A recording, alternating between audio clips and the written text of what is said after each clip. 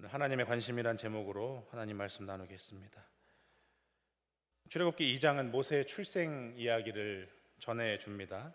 배경을 잠시 살펴보면 좋을 것 같습니다. 모세가 태어난 시기, 또 모세가 활동하던 그 시기는 기원전 약 13세기경입니다. 당시 이집트는 애굽이 이집트지요. 당시 애굽은 지중해 인근에서 가장 잘 나가던 초강대국입니다. 강력한 왕권을 위시해서요, 비옥한 땅이 있고 풍부한 물, 특히 나일강의 물을 이용해서 이집트 문명을 이루었던, 한창 꽃을 피웠던 그 시기입니다. 강력한 왕권, 말할 것도 없겠죠. 파라오의 이름은 바로 법입니다. 생명입니다. 유대인들은 그 제국의 소수민족으로 살고 있었습니다. 고대 이집트는 거대 토목공사, 여러분이 잘 아시는 피라미드나 여러 대형 건축물 공사가 한창이었던 그 시기이기 때문에 유대인들 외에도 많은 외국인 근로자들이, 노동자들이 그곳에서 일했다고 합니다. 역사가 그렇게 증언하고 있습니다. 살기 위해 피난 온 사람들, 혹은 애국과의 전투에서 패배해서 포로로 잡혀온 노예들도 아마 다 민족, 다 인종이 거기서 한데 어울려 생활하고 있었을 겁니다. 그런데 이 다민족 국가인 이집트에 문제가 하나 불거집니다. 유대인들이 아기를 너무 많이 낳는 거예요. 유대인들의 인구가 너무 부쩍부쩍 늘어나는 겁니다. 그래서 애굽 왕은 염려합니다. 이러다가 유대인들이 이집트 사람보다 더 많아지겠다. 나중에 혹 반란이 일어나거나 전쟁이 생기면 우리가 소수민족으로 부리던 유대인들이 그쪽에 붙어서 우리와 싸우면 우리가 질 게 뻔하다. 그래서 두려움에 빠진 바로는 몇 가지 대책을 세웁니다. 먼저 유대인들에게 고된 노동을 시킵니다. 강제 노역을 시키지요. 하지만 그 기운은 꺾이지 않습니다. 계속해서 이스라엘은 그 수가, 그 세력이 불어납니다. 신통치 않아서 다음으로는 유대인 산파를 매수해서 은밀한 살해 명령을 내립니다. 산파들은 하나님을 두려워하는 이들이었기에 그 부당하고 끔찍한 명령을 거부하지요. 죽음을 각오하고 거부한 겁니다. 어떻게 이집트 파라오의 명을 거하겠어요? 하지만 하나님께서 그들을 보호해 주셔서 그들을 살리셨고 그들에게 복을 주셨습니다. 그래서 이제 이집트의 바로는 전국에 아주 공식적인 명령을 내립니다. 유대인이 낳은 남자아이는 모두 잡아다가 나일강에 던져 죽여라. 딸이면 살리고 아들이면 다 죽여라. 이제 나라 전체를 감시자로 삼은 겁니다. 끔찍한 일이 벌어지는 거지. 아주 이 끔찍한 상황에 아기 모세가 태어납니다.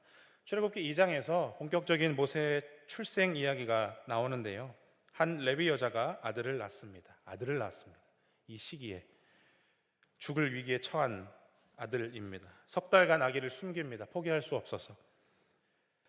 아기의 울음소리가 커져서 사내 아이의 울음소리를 막을 수는 없잖아요. 더 이상 숨길 수가 없습니다. 엄마는 갈대 상자를 구해다가 물이 스며들지 않도록 역청과 나무 진을 정성스럽게 바릅니다. 마치 노아 방주를 만드는 모습과 같지요. 하나님의 구원 사건을 암시하는 것 같습니다. 엄마는 아기를 갈대 상자에 넣고 정성스레 덮개를 덮습니다. 그 갈대 상자를 강가에, 갈대 늪지대에 놓아둡니다. 이 아기가 부디 다른 이집트 사람의 눈에 발견되기를 바라는 심정으로, 제발 살기를 바라는 마음으로, 그 뜨거운 마음으로 어쩔 수 없이 그냥 죽일 수는 없어서 그렇게 아기를 띄워 보냅니다. 아이의 누이는 멀리서 그 광경을 지켜보며 따라갑니다. 마침 바로의 딸이 공주가 목욕하러 시녀들과 함께 그 강가를 찾았습니다. 하필 그 지점에 닿아요. 갈대 상자를 발견합니다. 갈대 상자 뚜껑을 열자 그 안에 아기가 있고 이 아기가 웁니다. 태어난 지 얼마 되지 않은, 이제 석 달 된 갓난 아기가 그 안에 있어요. 아기가 크게 울자 공주의 마음에 어떤 마음이 들었다고요? 불쌍히 여기는 마음이 듭니다. 살리고 싶어져요. 그러나 공주는 이 아이가 유대인이라는 사실을 알아챕니다. 이 아이가 이스라엘 아기예요. 살려주고 싶은 인간적인 이 연민의 감정과 왕의 명령, 황제의 명령, 특별히도 자기 아버지의 그 지엄한 명령을, 그 명령 사이에서 이 공주가 얼마나 갈등했을까요? 바로 그 순간에 아이의 누이가 제때 등장합니다. 공주에게 와서 이렇게 말합니다. 공주님을 위해 유모를 소개해 줄 수 있습니다. 공주가 갈팡질팡하던 차에 그 제안을 좋게 받아들입니다. 이 소녀가 누구를 데려가나요? 자기의 어머니를 데려갑니다. 이 아기의 어머니입니다. 엄마와 딸이 사실을 밝히지는 않지요. 발각되면 안 됩니다. 공주는 이 유모에게 말합니다. 나를 대신해서 이 아이를 데려다가 젖을 먹이시오. 양육비는 내가 드리겠소. 유모는 아이를 데려다가 젖을 먹입니다. 아이가 젖을 뗄 그때까지 그렇게 합니다.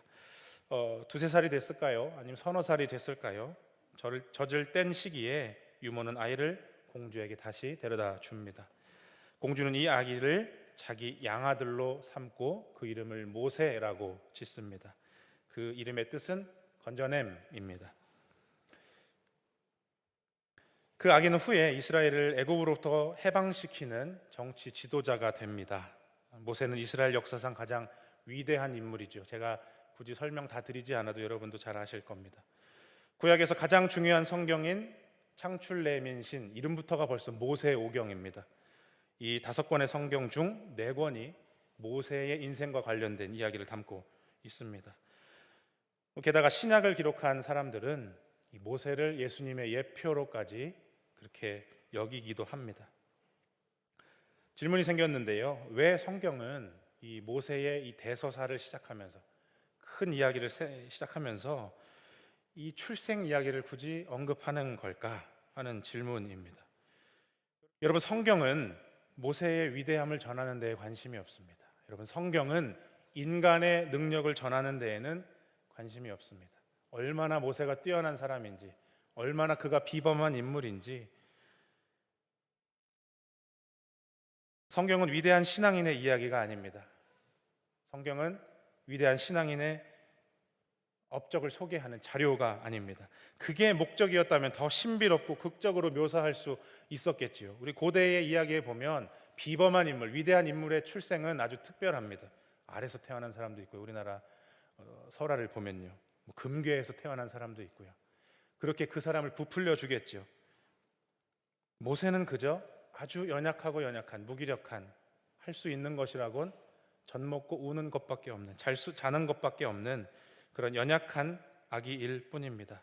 가까스로 목숨을 건진 것뿐이에요. 그런데 이 출생 이야기에는 그의 위대한 미래가 숨어 있습니다.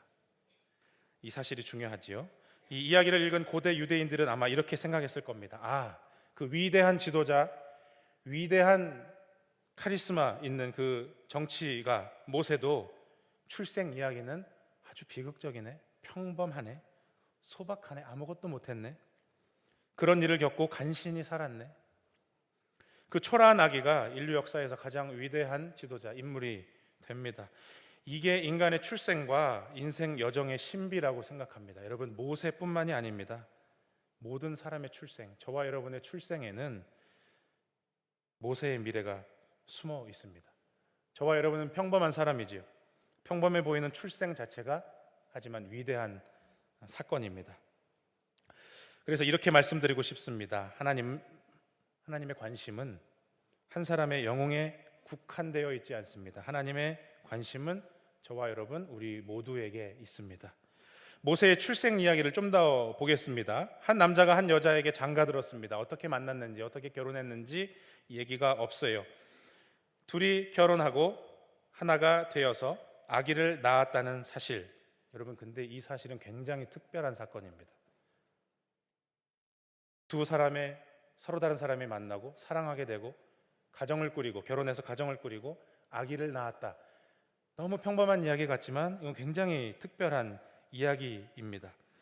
이집트 파라오의 공주가 때맞춰 나일강에 목욕하러 나오지 않았다면, 그녀가 다른 일에 한눈을 파느라 자기 외모에 심취해서 물만 보고 있었다면, 예를 드는 겁니다.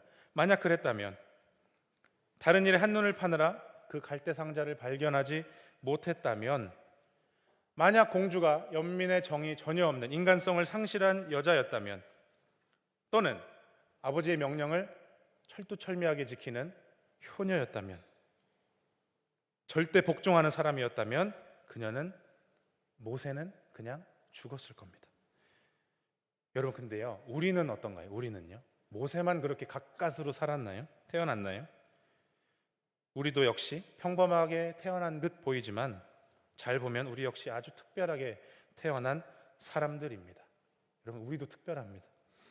한 인간의 출생을 생리의학적으로 보겠습니다. 생리의학이라는 말이 좀 어려운데 다 이해하실 수 있는 내용입니다.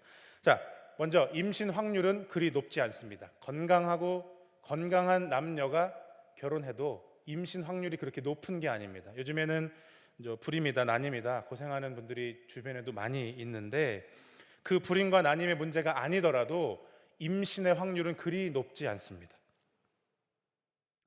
난자와 정자가 결합하는 그 과정도 결코 쉽지 않습니다. 하필 여러분이 태어난 것은 엄청난 특별한 사건입니다. 난자와 정자가 결합하면 우리 눈에는 결코 볼 수 없는 엄청난 사건이 거기서 발생합니다. 그 시간 아주 빠르게 10개의 줄기세포가 만들어집니다. 이걸 만능 줄기세포라고 하죠. 약 10개 정도의 세포가 절대 볼 수 없어요. 현미경으로도 보이지 않습니다. 그 10개의 줄기세포가 자라고 자라 우리의 오장육부가 되고 우리의 몸 각 부위가 됩니다. 너무너무 신비한 일이에요. 이건 말로 설명할 수가 없어요. 제가 이렇게 설명할 수밖에 없습니다. 자, 임신하고 약 280일이 되면, 10달이 되면 출산합니다. 엄마 몸에서 10달 동안 어떤 과정이 어떻게 일어나는지 여전히 풀리지 않은 숙제가 너무 많아요. 엄청난 일이 이 배 안에서 일어나고 있습니다. 아기가 이제 나올 때가 됐습니다. 엄마가 진통을 시작해요. 그러면 아기는 건강하다면, 일반적이라면 엄마의 산도를 통해서 나오게 되죠. 그 산도를 빠져나오면서 엄마 몸에 있는 수많은 미생물이 아기의 몸을 덮습니다. 그 미생물이 아이의 몸에 묻는 그 과정이 아이의 건강에 아주 중요하다고 해요. 그래서 자연분만이 제왕절개보다 더 아이의 건강에 좋다라는 말이 여기서 나오는 겁니다. 모세의 출생 이야기가 극적이긴 하지만, 모세의 출생 이야기가 좀 사람들의 이목을 끌만한 내용이긴 하지만, 여러분, 사실 저와 여러분 모두의 출생이 특별합니다. 너무나도 특별합니다. 여기 계신 그 누구도 이 신비로운 탄생 과정을 거치지 않은 분이 없습니다. 그걸 어떻게 다 설명할까요? 제가 내린 결론은 이것입니다. 저와 여러분 모두, 모세뿐만이 아니고요, 저와 여러분 모두 하나님의 특별한 은혜와 보호를 받았고 또 지금도 받고 살고 있습니다. 여러분, 아멘이십니까? 여러분, 우리가 바로 모세입니다. 우리가 모세보다 더 특별합니다. 어쩌면 더 특별할 수 있어요. 모세니까 그런 일이 가능했다고요? 하나님이 특별히 택한 사람이니까 가까스로 살았다고요? 그렇게 생각하지 않으셨으면 좋겠습니다. 하나님께서는 우리 역시 모세처럼 선택하셨습니다. 모세의 갈대 상자에 이스라엘의 해방이라는 놀라운 미래를 숨겨 놓으셨던 것처럼 우리 인생에도, 여러분 각자의 인생에도 하나님의 놀라운 미래가 숨겨져 있습니다. 우리가 바로 모세입니다. 여러분, 한번 따라해 보실까요? 내가 바로 모세다. 네. 하나님이 주신 소명과 사명을 이루어내는 저와 여러분이 되기를 간절히 소원합니다. 이 모세 출생의 이야기를 읽으면서 제 관심이 자연스럽게 어디로 향했냐면, 9월의 아젠다, 9월에 우리 집중하는 주제, 다음 세대에게로 흘러갔습니다. 그래서 우리 교회의 다음 세대들을 우리 미래의 모세로 바라보아야겠다는 다짐을 하게 됩니다.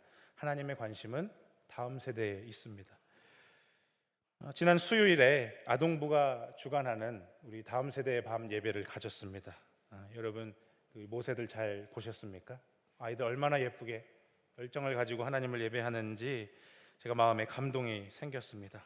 돌아오는 수요일에는 중고등부가 예배를 드리고, 또 다음 주에는 청년부가 주관해서 예배를 드립니다. 기대하시기를 바라고, 여러분, 이 다음 세대들을 위해서 기도해 주시기 바랍니다. 하나님이 이 아이들을 통해 어떤 놀라운 일을 일으키실지, 이루어 나가실지 아무도 모릅니다. 여러분, 기대하는 마음으로 다음 세대들을 위해서 기도해 주시기를 주님의 이름으로 부탁드립니다. 여기 계신 어른들께 질문합니다. 무거운 질문일 수 있습니다. 우리에게 자녀들은 어떤 존재인가요? 우리에게 다음 세대는 어떤 존재인가요? 혹시 우리가 못다한 자아 실현의 수단인가요? 내가 못 해본 일, 내가 가지지 못해본 것을 내 자식은, 내 자녀는 이루어 보게 할 거야. 그래서 그 삐뚤어진 사랑이 아이를 옥죄고 있진 않나요? 혹시 자녀들이 부모 자신의 교육 철학을 시험해보는, 한번 해보는 그런 실험 대상은 아닌가요? 민감한 질문을 드리겠습니다. 혹시 자녀들이 여러분의 스트레스를 해소하는 대상은 아니겠지요? 혹은 여러분이 다음 세대를 그들의 성적으로, 그들의 연봉으로 판단하시는 건 아니겠지요?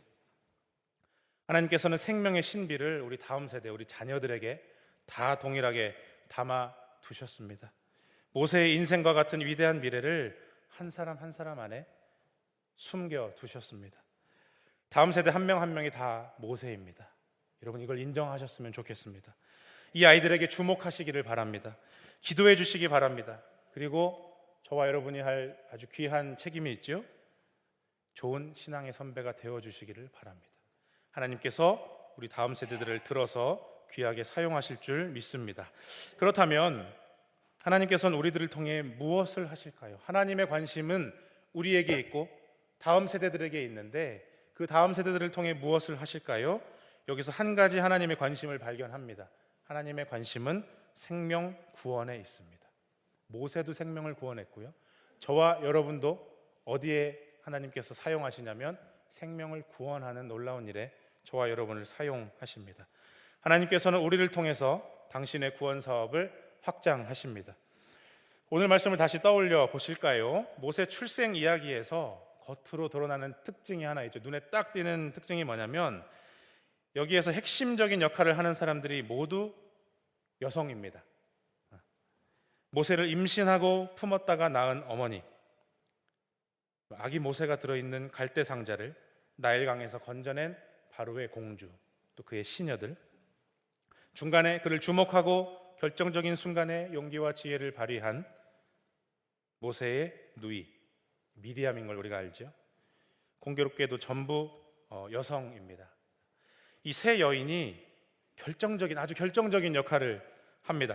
갈대 상자 안에 아기는 아무것도 할 수 없어요. 아기예요. 연약한 아기입니다. 전적으로 무능합니다. 갈대 상자 뚜껑도 못 열어요. 모든 인간이 마찬가지죠. 저와 여러분도 마찬가지입니다. 다 이렇게 아기로 태어납니다. 철저하게 무능하게 빈손으로 이 세상에 옵니다. 모든 인간은 예외 없이 연약하고 초라한 아기의 모습으로 태어납니다. 누군가의 도움이 없이는, 누군가의 손길이 없이는 이 아기는 살 수 없습니다. 이 이야기에 숨어 계신 하나님을 여러분 만나셨지요. 묵상하는 동안 하나님께서 이 세 여인의 손을 빌어서, 손길을 통해서 모세를 건지시고 보호하시고 그를 성장시켜 가십니다. 보잘것없는 역할이 결코 아닙니다. 여러분, 자녀를 낳는 게 별거 아니라고요? 아니요. 세상을 구하는 일이 될 수 있습니다. 자녀를 양육하는 게 별거 아니라고요? 아니요. 아주 귀중한 일이 될 수 있습니다. 이 세 명의 여인은 이스라엘의 출애굽과 해방의 여명을 밝힌 하나님 나라의 숨은 일꾼입니다. 여러분, 우리 모두가 모세이고요. 우리 모두가 이 세 여인입니다. 여러분, 우리가 이 역할을 감당할 수 있습니다. 감당해야만 합니다. 여러분, 한 영혼을 찾아보세요. 그리고 이 세 여인이 했던 역할을 그 영혼을 위해 해보시기 바랍니다. 우리는 모세의 어머니처럼 한 영혼을 잉태할 수 있습니다. 마음에 품을 수 있어요. 그 영혼을 우리 가슴에 품을 수 있습니다. 자, 모세의 누이를 볼까요? 모세의 누이가 얼마나 불꽃 같은 눈으로 동생을 살폈을지 불을 보듯 뻔합니다. 동생을, 그 남자아이를 공주가 강에서 건져내지요. 애굽 공주이지만 감히 그 앞에 서서 용기를 내서 말합니다. 유모를 소개해드릴까요? 지혜를 발휘합니다. 여러분, 우리가 모세의 누이가 되어야 할 줄로 믿습니다. 우리가 한 영혼을 위해, 그 한 영혼을 위해 그 역할을 할 수 있습니다. 우리가 그렇게 할 수 있습니다. 애굽의 공주를 보겠습니다. 애굽의 공주는 그 아기의 울음소리를 듣고 어떻게 하죠? 긍휼의 마음 때문에 왕명을 거역합니다.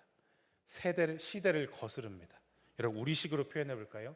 한 영혼을 위해 내 시간을 포기합니다. 한 영혼을 위해, 그 사람을 양육하고 섬기고 기도하기 해주기 위해 우리의 돈벌이를 포기합니다. 우리의 물질을 사용합니다. 긍휼의 마음에 사로잡혔던 공주는 그 아기 모세를 자기의 양자로 받아들입니다. 살립니다. 여러분, 우리도 공주처럼 한 영혼을 기르고 품고 사랑하는 그 역할을 감당할 수 있습니다. 이 세 여인의 작은 움직임이 인류 구원의 여명을 밝혔듯이 저와 여러분이 하나님 생명 구원 그 귀한 사역에 큰 역할을 감당할 수 있습니다. 여러분, 그 역할을 다 감당하실 수 있습니다. 말씀을 정리하겠습니다. 여러분, 우리 모두가 이 시대의 모세입니다. 모세의 업적이 모세를 위대한 인물로 만든 것이 아닙니다. 여러분은 모세의 운명에서 가장 위대한 사건을 무엇이라고 생각하시나요? 엄청 어마어마한 사건이 모세의 인생에 많았지요. 헤아릴 수가 없습니다. 그래서 출애굽기, 레위기, 민수기, 신명기에도 이 네 권의 책으로도, 긴 책으로도 다 담을 수가 없습니다. 그런데 가장 중요한 사건은, 모세의 인생에서 가장 위대한 사건은 이 놀라운 일들이 아닙니다. 홍해를 건너고 만나와 메추라기를 먹고 바위에서 생명수가 흘러나왔던, 쓴물이 단물로 바뀌었던 그 사건이 아닙니다. 가장 중요한 사건은 모세가 하나님을 경험하는 그 사건입니다. 모세 이야기의 핵심은 모세가 하나님을 경험했다는 겁니다. 하나님이 모세와 함께 하셨다는 그 사실, 모세가 하나님의 이름과 영광과 그 얼굴을 간절히 보고 싶어 했다는 사실이 모세의 이야기를 관통하는 축입니다. 여러분, 하나님 경험 없이는 모세가 했던 일은 아무 의미가 없습니다. 우리가 이것을 읽을 이유가 없어요. 그가 하나님의 사람이 아니었다면, 그가 하나님의 뜻에 사로잡힌 사람이 아니었다면 저와 여러분에게 이 얘기는 아무런 의미가 없습니다. 흥미진진한 홍해 사건, 만나와 메추라기 사건 자체가 아니라 이 사건을 통해서 하나님을 경험했다는 그 사실이 저와 여러분에게 가장 중요합니다. 그가 하나님을 찾고 경험했다는 사실이 모세 이야기의 핵심입니다. 사랑하는 성도 여러분, 다시 한번 말씀드립니다. 저와 여러분, 우리 모두가 이 시대의, 이 땅의 모세입니다. 여러분, 우리는 하나님을 다 만난 사람들입니다. 누굴 통해서 만났지요? 예수 그리스도를 통해서 하나님을 경험한 사람들입니다. 모세가 물에서 건짐을 받았듯이 우리 역시 예수 그리스도 그 이름을 믿고 그 이름으로 세례를 받음으로써 죄와 죽음으로부터 건짐 받았습니다. 여러분, 아멘이시죠? 우리가 바로 모세입니다. 우리가 건짐받은 자입니다. 하나님을 경험한 사람은 누구든지 모세와 같은 위대한 일을 할 수 있습니다. 아니요, 저는 더 강조하고 싶습니다. 모세보다 더 위대한 일을 우리가 할 수 있습니다. 왜냐고요? 여러분, 모세가 한 일은 이스라엘의 정치적인 해방입니다. 독립입니다. 그런데 여러분, 정치적으로 이스라엘이 해방이 됐다고 해서 이스라엘이 완전한 하나님의 나라가 되었나요? 이스라엘이 천국으로 변했습니까? 이스라엘의 모든 삶의 문제가 다 해결이 되었습니까? 모든 백성들이 천국 생활을 했나요? 여러분, 인간은 여전히 죄와 사망의 권세 아래 있습니다. 그 밑에 가라앉아 있어요. 아직도 나일강에 빠져 있습니다. 우리는 계속해서 나일강을 만나고요, 또 계속해서 홍해를 만납니다. 이게 인류의 역사입니다. 그런데 이 지독한 인간의 역사, 이 지독한 현실을 깨뜨리신 분이 있지요. 우리를 여기서 건져낼 수 있는 단 하나의 이름, 여러분 누구십니까? 예수 그리스도이십니다. 여러분, 모세는 이스라엘을 구했죠. 대단한 일이지요. 한 나라를 구했습니다. 민족을 구했습니다. 몇백만 명을 정치적으로 해방시켰습니다. 그런데 여러분, 우리는 그의 영혼을 죄와 사망으로부터 구원할 수 있는 사명을 띈 사람들이 바로 저와 여러분입니다. 정치적으로 해방해도 삶의 문제는 계속 있어요. 죄와 사망의 늪에서 헤어나올 수 없습니다. 계속해서 나일강으로 빠져 들어가요. 그런데 저와 여러분은 예수 그리스도를 통해 하나님의 구원을 받은 저와 여러분은 예수 그리스도의 이름을 전달할 수 있습니다. 누군가를 주의 말씀으로 양육할 수 있습니다. 이게 저는 모세가 했던 그 모든 업적보다 위대한 일이라고 저는 믿습니다. 저와 여러분이 한 생명을 살릴 수 있다면, 여러분의 자녀만이라도 위대한 신앙인으로 기를 수만 있다면, 그를 하나님의 사람으로 길러낼 수만 있다면, 저는 모세가 했던 일보다 여러분이 한 일이 더 귀하다고 저는 생각합니다.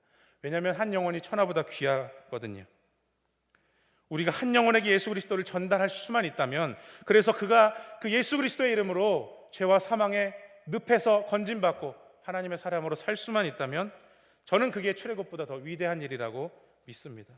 여러분 자신의 현실 안에, 여러분의 그 삶 안에, 여러분의 갈대 상자 안에 갇혀 있지 않으시기를 주님의 이름으로 부탁드립니다. 여러분, 갈대 상자 안에 초라하고 무기력하게 누워 있는 그 아기 모세가 아니라, 그 상태로 계시지 말고, 그 아기 모세가 하나님을 경험하고, 이게 가장 중요해요. 하나님을 경험하고 하나님의 위대한 뜻을 이룬 것처럼 저와 여러분도 예수 그리스도를 통하여 하나님을 경험한다면 한 영혼을 살릴 수 있습니다. 이게 더 중요합니다.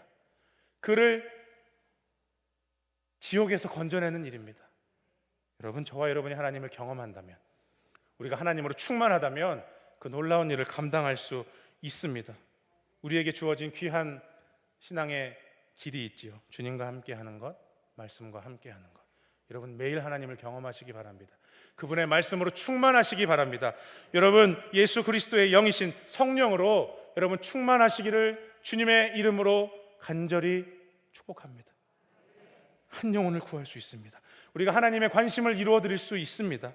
하나님의 뜻, 하나님의 구원 사역을 우리가 도와드릴 수 있습니다. 여러분, 이 믿음으로, 이 눈으로 여러분을 바라보시길 바랍니다.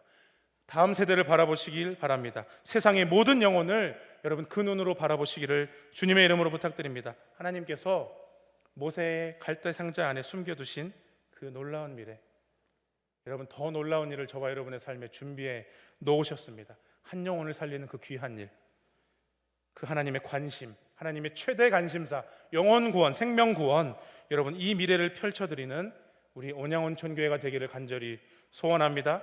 그리고 저와 여러분이 되시기를 주님의 이름으로 간절히 소원합니다.